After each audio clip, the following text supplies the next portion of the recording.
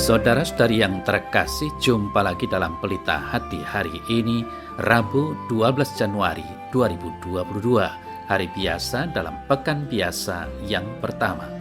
Bersama saya Romo Thomas Suratno, SC dari Paroki Cilandak, Jakarta Selatan, mendengar dan merenungkan Sabda Tuhan, yakni firman Tuhan yang tersurat dalam Injil Markus, bab atau pasal 1, ayat 29 sampai dengan ayat 39.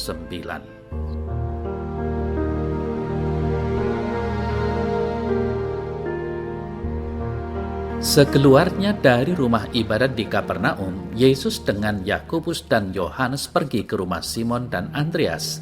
Ibu mertua Simon terbaring karena sakit demam. Mereka segera memberitahukan keadaannya kepada Yesus. Yesus pergi ke tempat perempuan itu dan sambil memegang tangannya, Yesus membangunkan dia, lalu lenyaplah demamnya. Kemudian perempuan itu melayani mereka.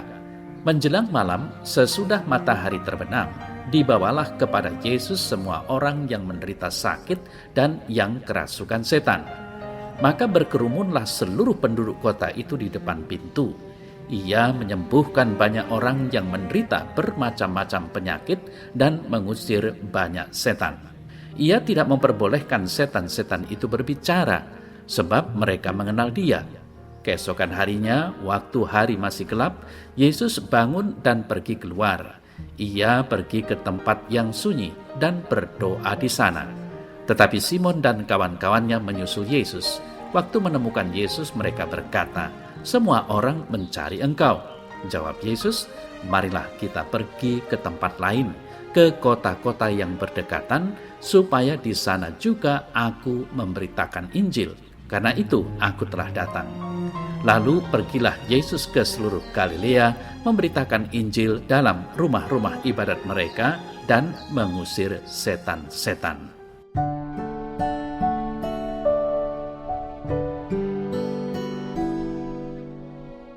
Saudara-saudari yang terkasih, dari warta Injil Tuhan yang tadi kita dengar bersama, ada 3 hal yang menjadi pelajaran bagi kita. Yang pertama, melayani.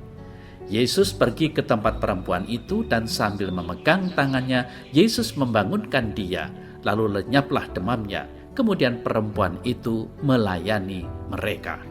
Tindakan melayani berarti memberi diri untuk Tuhan.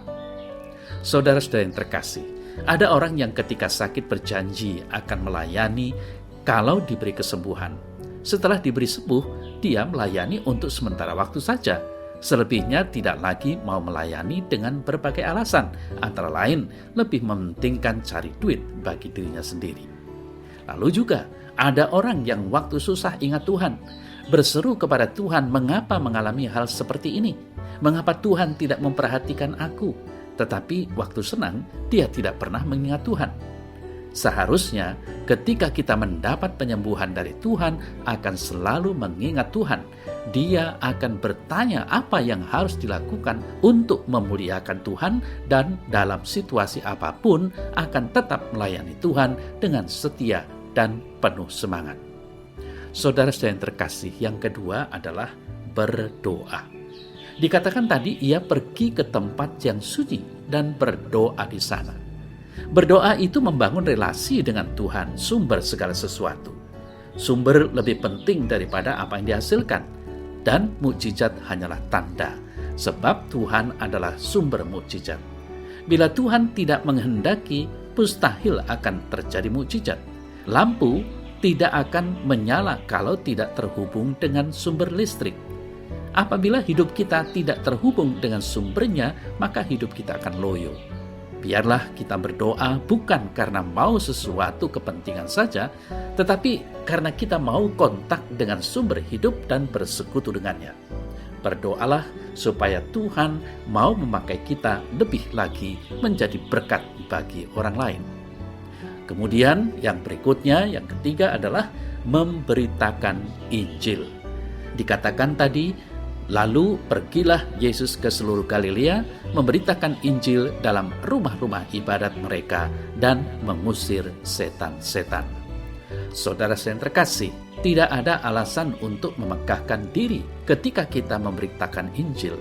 Karena memberitakan Injil adalah suatu keharusan, malah kita disebut celaka kalau tidak memberitakan Injil. 1 Korintus 9 ayat 16. Konsep mengabarkan Injil adalah menabur dan menuai. Tetapi sebelum menabur harus melakukan persiapan. Sebelum menabur benih ada tugas mencangkul dan meratakan tanah terlebih dulu, dan tentunya lebih melelahkan dibandingkan dengan menuai. Kita bisa bersaksi di semua bidang kehidupan, bersaksi melalui perkataan dan perbuatan. Keduanya tidak bisa dipisahkan.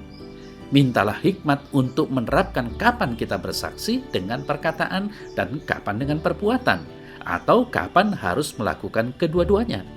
Biarlah setiap orang percaya terpanggil untuk menjadi saksi Kristus, mewartakan kabar sukacita dengan penuh semangat dan rasa syukur.